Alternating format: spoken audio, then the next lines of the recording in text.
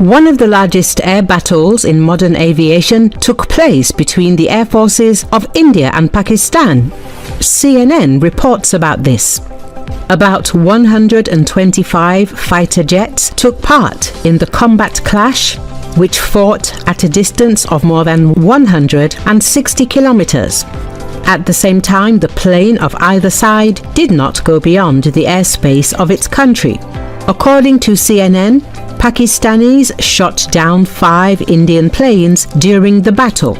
At the same time, the planes of the Indian Air Force made several sorties a day to hit targets. India and Pakistan have had tense relations since 1947 over the Kashmir region. Both countries consider it their territory. In the second half of the 20th century, there were 3 major wars and a number of armed conflicts between India and Pakistan. The majority of the population of Kashmir are Muslims, but the region is divided into Indian and Pakistani parts. Recently, an attack on tourists took place in the Jammu and Kashmir region, killing 26 people. The Kashmir Resistance Group claimed responsibility for the attack, calling the victims agents. India and Pakistan have announced a mutual cessation of visas and deportation of certain categories of citizens from their territories. In the evening of May the 6th, India launched missile strikes on Pakistan. It is reported that the Indian armed forces have launched Operation Sindoor. Later, the Pakistani authorities reported that 26 civilians were killed, 46 were injured, and Islamabad also reported that 5 Indian planes were shot down. At the same time, India claims that 10 civilians were killed and 48 were injured as a result of Pakistan's actions. In addition, the Pakistani Foreign Ministry summoned the Indian Charge d'Affaires and expressed its protest over the hostilities. The Ministry of Foreign Affairs of India reacted to Pakistan's actions. They said that the missile strikes were carried out in order to stop the planned terrorist attacks. The Minister of Defense of Pakistan stated that Islamabad will not escalate the conflict if India ceases its military operation. At the same time, it became known that Pakistan, against the background of escalating relations with India, tested a high-precision missile of the ground-to-ground class with a range of 120 kilometers. In turn, India put its air forces on combat alert.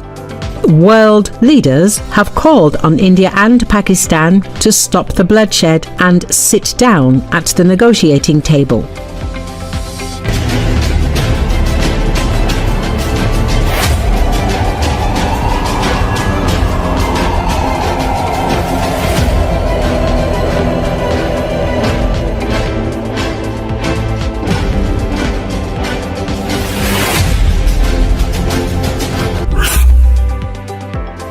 It has been released footage of Indian Rafale fighter jet being shot down by Pakistani army. This footage confirms reports of an Indian fighter jet being shot down after releasing flares. The footage shows the jet crashing, followed by scenes of the crash site and civilian casualties.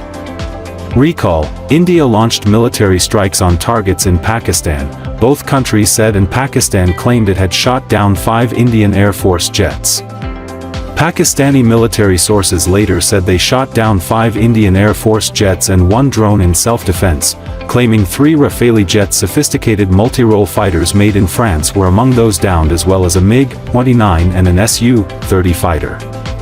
A local resident and government official told CNN that an unidentified fighter aircraft had crashed on a school building in Indian-administered Kashmir. Photos published by AFP news agency showed aircraft wreckage lying in a field next to a red brick building. But it was not immediately clear from the pictures of the wreckage who the aircraft belonged to. Indian jets have previously bombed Pakistani territory following militant attacks on its soil, but Wednesday's operation is the deepest India has struck inside its neighbor since the Indo-Pakistan War of 1971, the biggest of several wars between the two countries. The situation is now obviously serious and fluid, said Fahd Humayun, an assistant professor of political science at Tufts University. Retaliation to India's actions will likely now be inevitable. Along the line of control, which divides the disputed Jammu and Kashmir region into two territories, the rival armies continued cross-border fire.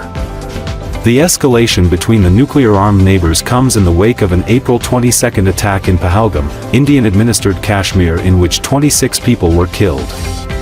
India blamed Pakistan for the attack, claiming there were cross-border links. Pakistan denied that it had anything to do with the killings.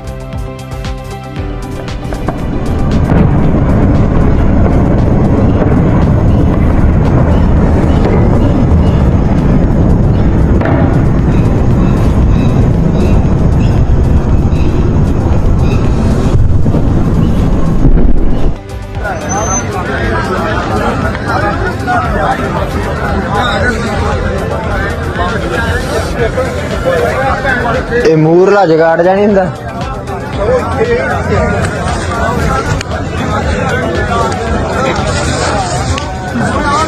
ਇਹ ਭੈਣ ਜੀ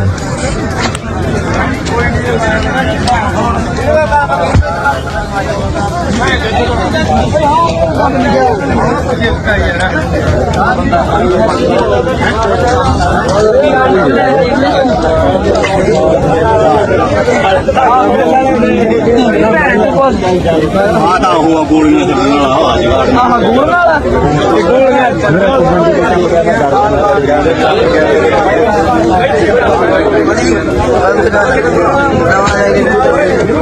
ਭੈਣ ਦਾ ਵੀ ਓਏ ਆ ਗੋਲੇ ਨੂੰ ਕਿੰਨੀ ਬਣਾਉਣੀ ਓਏ ਭੈਣ ਜੋ ਮੁੰਡਾ ਨੂੰ ਮੱਚ ਕੇ ਭੈਣ ਕੋਲ ਨਹੀਂ ਕਰਦੇ ਉਹ ਫੜਾ ਕੇ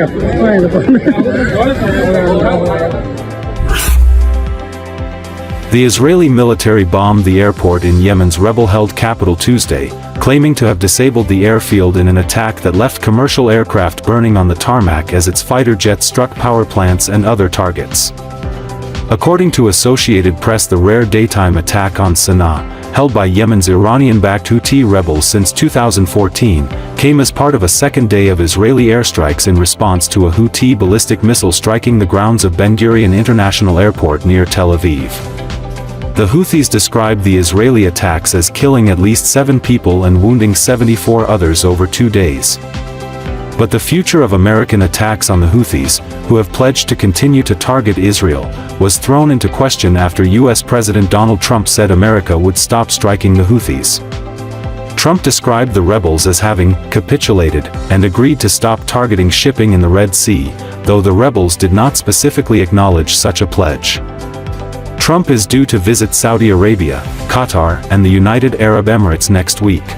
Yemen's Houthi rebels are assessing after these devastating Israeli airstrikes hit Sana'a International Airport and Yemen's rebel-held capital, and they're also trying to determine where they are in this new reality with the Americans and the Omanis saying that the Houthis agreed to a ceasefire with the Americans. Now, first, the airport, the devastation is pretty intense there after the Israeli strikes. The terminal there has been destroyed. 3 aircraft belonging to Yemenia Airways, the Yemen state carrier, have been destroyed, and a 4th only escaped because it was already on its way to Amman, Jordan with commercial passengers. Now, the Houthis say that some $500 million of damage has been done at the airport and that it is shut down for the time being. Meanwhile, the Houthis are still trying to assess what to do after US President Donald Trump surprisingly announced this ceasefire between the Americans and the Houthis, saying that the rebels had capitulated after strikes that had been going on since March 15th. Now, the Houthis still haven't really acknowledged agreeing to the ceasefire, but one thing that's interesting is that they continue their rhetoric against Israel. The Houthis have been launching these attacks at sea over the Israel-Hamas war in the Gaza Strip and the fact that aid has been blocked from going into Gaza.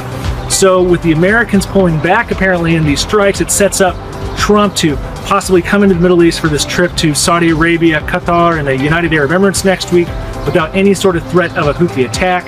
But it leaves the Israelis, who've just struck the Houthis, possibly out in the cold, and the Houthis are still threatening them. So there could be more attacks that could draw in those countries, the United States, and perhaps the entire region if they continue.